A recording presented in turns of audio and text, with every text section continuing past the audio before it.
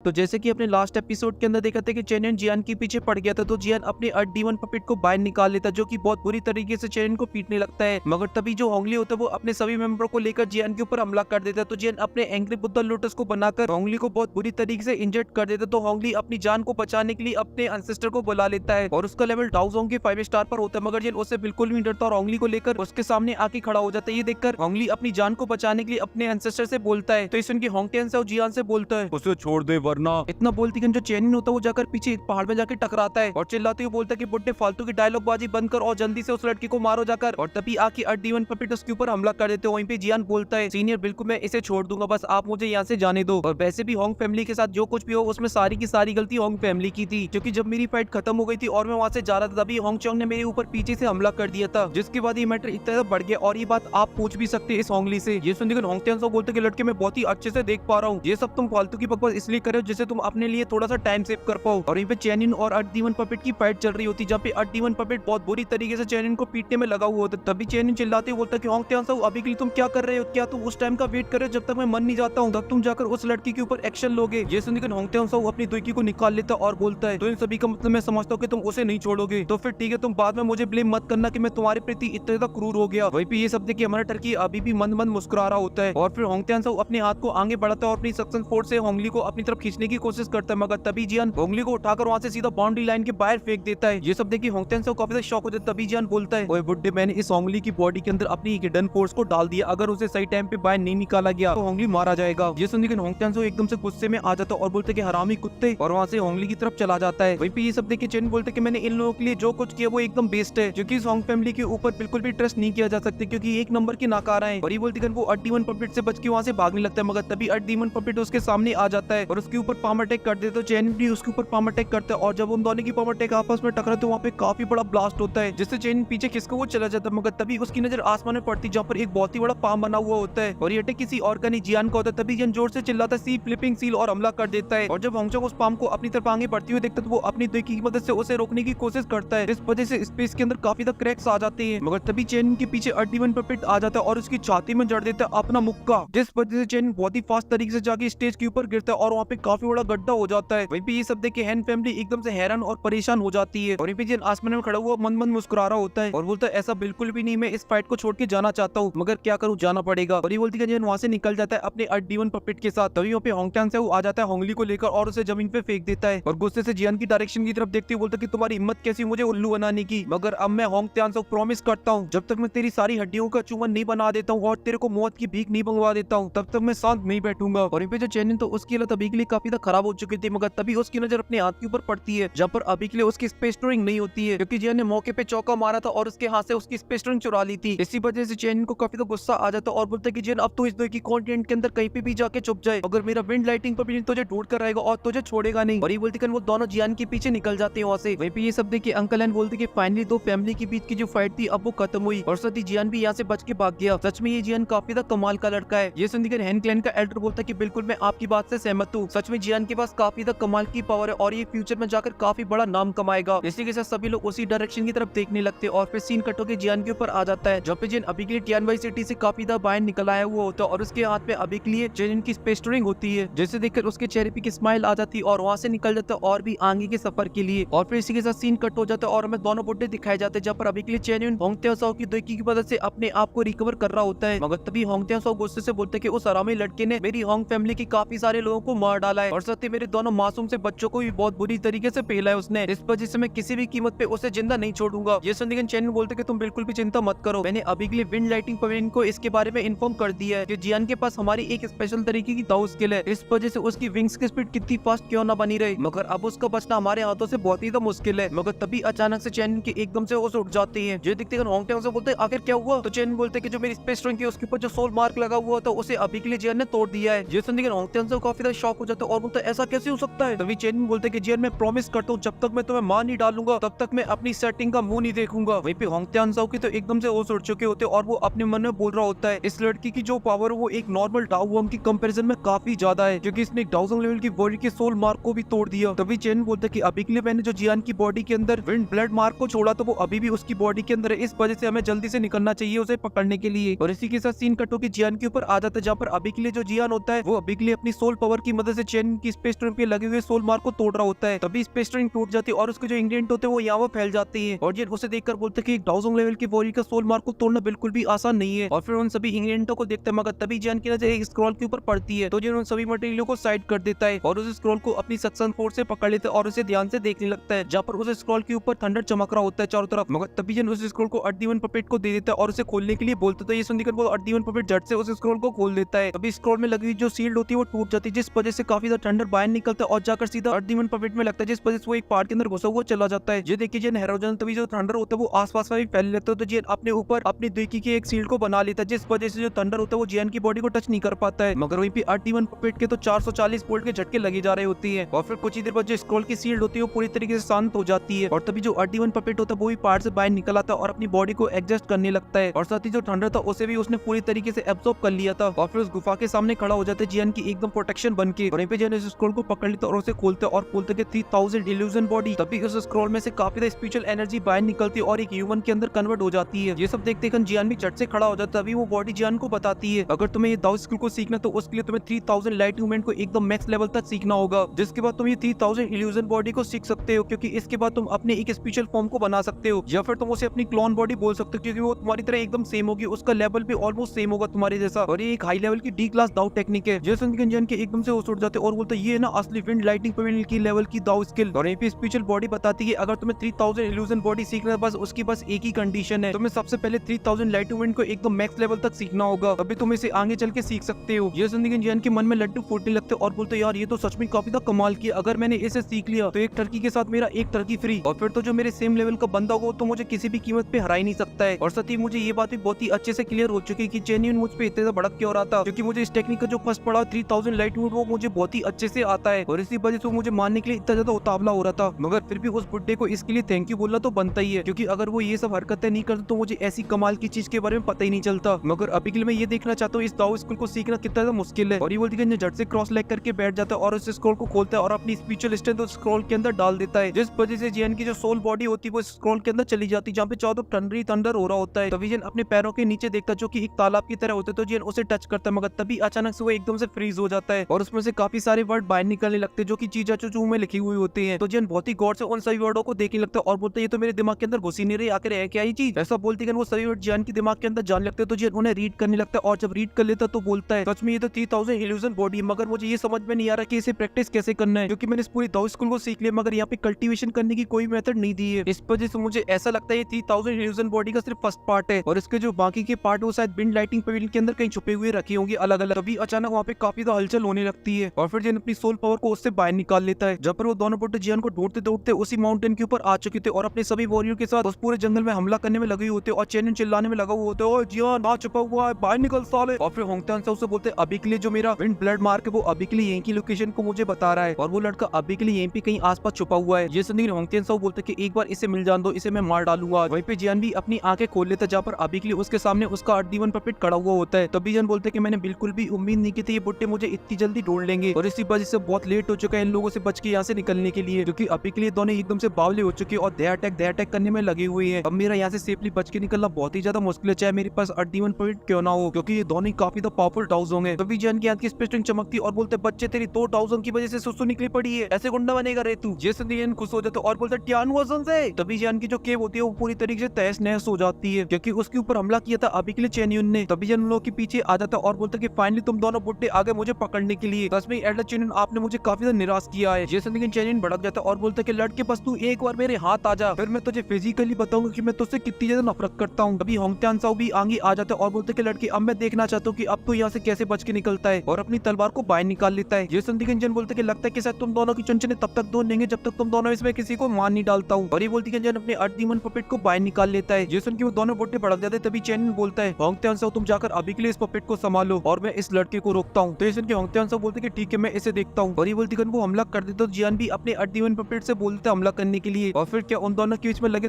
तेरी चालू हो जाती जब अर्डीवन पपेट बिगली होंगटेन साओ के ऊपर भारी पड़ रहा होता है क्योंकि उसने एक पंच मारती गन होंगटेन साओ एक पहाड़ के अंदर घुसा हुआ चला जाता है मगर वो भी इतनी आसानी से हार मानने वाला नहीं होता। इस वजह से वो एक स्लैश अटैक कर देता है। ये सब देखते अर्डीवन पपेट उस स्लैश अटैक के अंदर एक जड़ देते हैं जिस वजह से वहाँ पे काफी बड़ा ब्लास्ट होता है और दोनों पीछे खिसकी हुए चली जाती है मगर होंगटेन साओ यहाँ पर नहीं रुकता और अपनी तलवार से अर्डीवन पपेट के ऊपर हमला कर देता है। मगर जब उसकी तलवार अर्डीवन पपेट से टकराती है तो वो काफी शॉक हो जाता थे क्योंकि अड्डीवन पपेट की जो चमड़ी थी वो काफी तो मोटी थी। इस वजह से वो चैनिन को गाली देते हुए बोलते कि हरामी बुड्ढे, जानबूझ के तूने मुझे इस जल्लाद के पीछे छोड़ दिया। और यहाँ पे चैनिन बोलते कि जियान अब तुम यहाँ से नहीं भाग सकते और फिर अपने सभी वॉरियर से जियान के ऊपर हमला करने के लिए बोल देता है। तो वो सभी जियान के ऊपर हमला करने के लिए जाने लगती है। मगर वहीं पे जो जियान होता है वो अभी के लिए एकदम शांत खड़ा हुआ होता है। तभी टियानुआ जुनजे की जो स्पेस टूरिंग होती है उसके अंदर से सोल पावर बाहर निकलने लगती है जो कि सारी की सारी जियान की बॉडी के अंदर जाने लगती है। इस वजह से जो जियान का ऑरा था वो भी बढ़ने लगता है। इस वजह से जो वॉरियर जियान के ऊपर हमला करने के लिए आ रहे होते हैं वो भी रुक जाती है। और यहाँ पे जियान थोड़ी देर तक कंटिन्यू टियानुआ जुनजे की सोल पावर को एब्जॉर्ब करता रहता है और जब पूरी तरीके से एब्जॉर्ब कर लेता है तब जियान की बॉडी में से निकलता है टियानुआ जुनजे का पावरफुल ऑरा। जब जियान उसे रिलीज करते हो आसपास में खड़ी हुई वॉरियर होते हैं वहां से काफी दूर खिसके हुए चले जाते हैं और जो आसपास में पहाड़ होते हैं वो भी टूट जाते हैं। और यहाँ पे जियान अभी भी अपनी आंखें बंद करे खड़ा हुआ होते तभी जियान अपनी आंखें खोलता है और बोलता है थैंक यू सीनियर टियानुआ जुनजे। वहीं पे ये सब देखे एल्डर चैनिन की तो हवा टाइट हो जाती है और डरते हुए बोलते हैं ऐसा कैसा हो सकता है इतनी जल्दी 1000 स्टार। और यहाँ पे जो होंगटेंसा होता है जो कि अभी के लिए अड्डीवन पपेट से फाइट कर रहा था वो भी इस पावर को महसूस कर लेता है और बोलते इतनी भयानक पावर। और यहाँ पे वो दोनों छोरियां अपने ग्रैंडफादर को पकड़ लाई थी जियान की मदद करने के लिए। तो सुन के वो ग्रैंडफादर बोलते कि देखो पुत्रियों, अभी के लिए मैं तुम्हें कुछ बातें पहले क्लियर कर देता हूँ। अभी के लिए जो होंगटेंसा हुए और जो विंड लाइटिंग पवेलियन का चैनियन है ये दोनों काफी ज्यादा पावरफुल है। इन लोगों को हम लोग डायरेक्टली नाराज नहीं कर सकते हैं। इस वजह से मैं उस लड़की की सीक्रेट तरीके से ही मदद कर सकता हूँ। मैं डायरेक्ट जाकर उसकी मदद नहीं कर पाऊंगा। जिस दिन छोटी वाली उदास हो जाती है मगर तभी वहाँ से काफी ज्यादा पावरफुल और आने लगता है। जब उसे ग्रैंडपा महसूस करते तो बोलते कि पुत्रियों हमारी मदद की उसे कोई भी जरूरत नहीं है। वहीं पे जिन चैनिन को चिढ़ाते बोलते कि आजा दिखा तुझमें कितनी है दम। जैसे उनकी चैनिन की सटक जाती है और बोलते कि अभी के तुम बस एक सीक्रेट तरीके की टेक्निक का यूज कर रहे हो जिसकी वजह से तुम्हारा जो ऑरा है वो झूठ मूठ के लिए इतना ज्यादा पावरफुल हो चुका है जिससे तुम बस सामने वाले बंदे को डरा पाओ। इसलिए आज मैं खुद ही ये देखना चाहता हूँ अभी के लिए जो तुम शोकेस कर रहे हो इस पावर को वो असलियत में तुम्हारे पास है या फिर ये फेक है। और ये बोलते वो अपनी तलवार से जियान के ऊपर हमला कर देता है और जब जियान उसे अपने पास आते हुए देखता है तो जियान बस एक मूवमेंट करता है जिस वजह से जियान के पास काफी सारी स्पिरिचुअल वॉल्स बन जाती है। और फिर जियान उन सभी स्पिरिचुअल वॉलों से हमला कर देता है चैनियन के ऊपर जिस वजह से वो सभी स्पिरिचुअल वॉल फट जाती है और आसमान में दमादम दम ब्लास्ट होने लगती है। और उन सभी ब्लास्टों के बीच में से चैनियन टपकता हुआ दिखाई देता है जिसकी हालत अभी के लिए काफी ज्यादा खराब हो चुकी थी। मगर जियान यहाँ पर भी नहीं रुकता और काफी सारी फिर से स्पिरिचुअल वॉल्स बनाता है और उनसे फिर से चैनियन के ऊपर हमला कर देता है। मगर इस बार चैनियन जियान के पास आने की बजाय धुम धड़ा करके वहाँ से भागने लगता है और वहीं पे जियान कंटिन्यू उन वॉलों से हमला करता जा रहा होता है। तो चैनियन उन सभी को डॉज करते हुए आगे बढ़ता जा रहा होता है और यहाँ पे अड्डीवन पपेट और होंगटेंसा की फाइट चल रही होती है जहाँ पे होंगटेंसा बहुत बुरी तरीके से उस बुड्ढे को पीटने में लगा हुआ था। तभी उसकी नजर चैनियन के ऊपर पड़ती जो कि अभी के लिए कुत्ते की तरह भागने में लगा हुआ था यावा। वहीं पे चैनियन अभी के लिए अपनी जान को बचाते हुए यहाँ भागते हुए अपने मन में सोच रहा होता है भले इस लड़के ने कोई सी भी स्पेशल तरीके की टेक्निक का यूज किया हो अपनी पावर को बढ़ाने के लिए मगर इस दाओ स्किल का भी एक टाइम होगा, बस मुझे उस टाइम को ही बेस्ट करना है और जैसे ही अपनी नॉर्मल स्ट्रेंथ के अंदर आएगा वैसे मैं इसके ऊपर चढ़ बैठूंगा और फिर क्या लगे तेरी। वहीं पे चैनियन के साथ आए हुए जितने वॉरियर होते जब वो ये हालत को देखते तो वो बोलते अभी के लिए जो हमारे एल्डर वो धूम धड़ा के भाग रहे तो फिर हम लोग यहाँ पे रुक के क्या करेंगे, हम लोग भी यहाँ से भागते हैं। तो वो भी अपनी शॉट से एक बहुत ही पावरफुल अटैक कर देता है अड्डीवन पपेट के ऊपर जिस वजह से वहाँ पे काफी ज्यादा लाइटनिंग निकलती है और इसी का फायदा उठाकर वहाँ से रफू चक्कर हो जाता है। तो उसके साथ जितने वॉरियर होते हैं वो भी वहाँ से भागने लगती है। तभी होंगटेंसा भगते हुए बोलते हैं आखिर ये क्या लड़का है। और पे जियान टियानुआ जुनजे की इतनी सोल पावर को लेने की वजह से उसकी जो ब्लड लाइन थी उसके अंदर क्रैक्स आने लगते मगर तभी जियान चैनियन को वहाँ से भागते हुए देखता तो अपनी पावर से उसके सामने एक बहुत ही बड़ा स्पिरिचुअल बैरियर को बना देता है जिस वजह से चैनियन होता है वो जाकर उससे सीधा टकराता है। वहीं पे जियान इसी चीज का फायदा उठाता है और अपने हाथ में काफी सारी सोल पावर को कलेक्ट करता है और उसका एक पंच बनाकर चैनियन की तरफ आगे बढ़ने लगता है। तो चैनियन भी काफी सारी स्पिरिचुअल स्वॉर्डों को बनाता है और उससे जियान के ऊपर हमला कर देता है मगर जब वो जियान के सोल पंच से जाके टकराती है वो सभी की सभी तितर बितर हो जाती है और जियान का पंच जाके सीधा चैनियन के पेट में जाके लगता है जिससे चैनियन सीधा उड़ा हुआ जाता है और जाके स्पिरिचुअल बैरियर से टकराता है और उसके बाद वो सीधा नीचे की तरफ टपकने लगता है मगर तभी वो अपने होश में आ जाता है जहाँ पे जियान एक और पंच बना के उसी की तरफ आगे बढ़ रहा होता है। ये सब देखकर चैनियन बोलता है जियान अभी के लिए तो मुझे छोड़ दो, उसके बाद मैं कभी भी तुम्हारे पीछे नहीं होऊंगा और मैं तुम्हें कभी भी परेशान नहीं करूंगा। मगर तभी वो दो स्मोक बॉल निकालता है और जियान के ऊपर उनसे हमला कर देता है जिस वजह से वहाँ पे